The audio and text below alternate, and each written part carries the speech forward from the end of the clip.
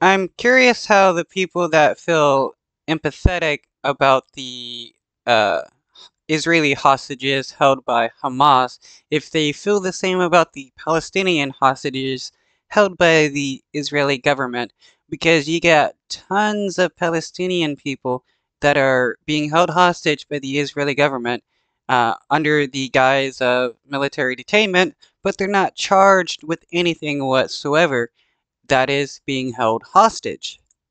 Developing right now, a 4-year-old American girl is among 17 hostages released today by Hamas. It is the third round of releases in this fragile 4-day pause, and her relatives say this proves it is possible to get all the hostages back home.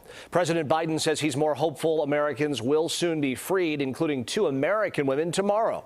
CBS's Natalie Brand. I wonder how much does the Israeli government actually care about hostages, knowing that they have a kind of procedure called the Kill procedure, which allows the IDF to kill any hostages as long as it means the Israeli government doesn't have to deal with an enemy having a bargaining chip. Has the latest from Washington. 4-year-old Abigail Moore Adon, the youngest American hostage in the grips of Hamas, was freed Sunday in the latest handover from the terror organization. Displaced residents from the kibbutz where Abigail and her family lived erupted in cheers when the hostages were released. I saw Abigail. She is the best friend of my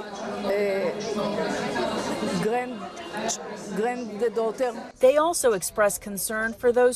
If the Israeli government killed Palestinian Americans, would the US care about that? Would they condemn their ally for killing Americans? Because in the past, the Israeli government has, and the US government has said nothing about it. Those who remain hostage. And we're praying that they will come back too. She's free and she's in Israel now. Speaking from his holiday weekend in Nantucket, President Biden confirmed Abigail's release. He also emphasized the trauma the girl suffered witnessing her parents' murders on October 7th and her captivity ever since. Hell for 50. Yeah, that is very traumatizing for anybody. It doesn't matter if you're an American or you're an Israeli or you're a Palestinian. Seeing your parents murdered and then being held hostage by either Hamas or the Israeli government is traumatizing for people. Let's not pretend it's only traumatizing for people that support the Israeli government. 50 days. What she endured is unthinkable. For its part, Israel freed 39 Palestinians from prison. A fourth exchange is expected Monday, the last day. Yeah, and some of these Palestinians have been held for years and they've been tortured, denied food, water, medical access, showers, and the stuff. Like, how can we pretend that the Palestinians aren't being traumatized by the Israeli government? Day of the current 4-day truce deal. Hamas said late Sunday it will seek to extend the agreement. The ball really is in Hamas's court in terms of its willingness to step forward and release additional hostages, including potentially releasing additional Americans. President Biden said he'd like to see the momentum continue. That's our goal, to keep this pause going beyond tomorrow so that we can continue to see. When the Israeli government killed a Palestinian American journalist, why didn't the government say anything about that? I mean, we are to truly believe that our government cares about Americans being held hostage.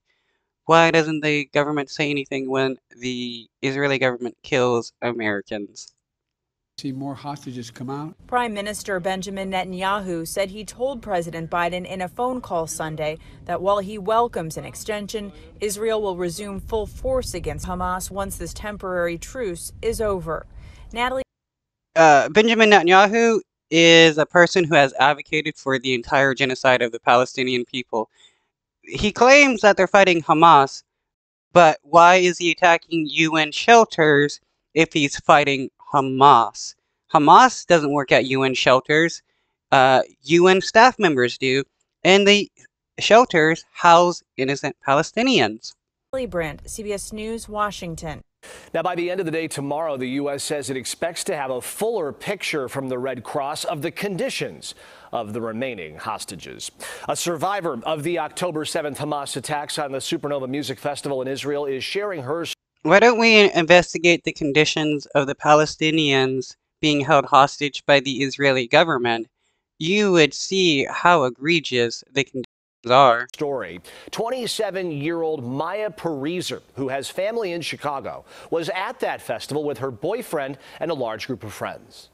Found herself in the middle of a nightmare that unfortunately I can't say is over. It's still going on. A lot of our friends are, instead of being free, make choices, are in Gaza, just fighting. Yeah, and what about all the Palestinian kids that are being held hostage by the Israeli military? Nobody wants to talk about that. For their lives. Maya says festival security guards gave her advice on how to get out and to avoid the violence.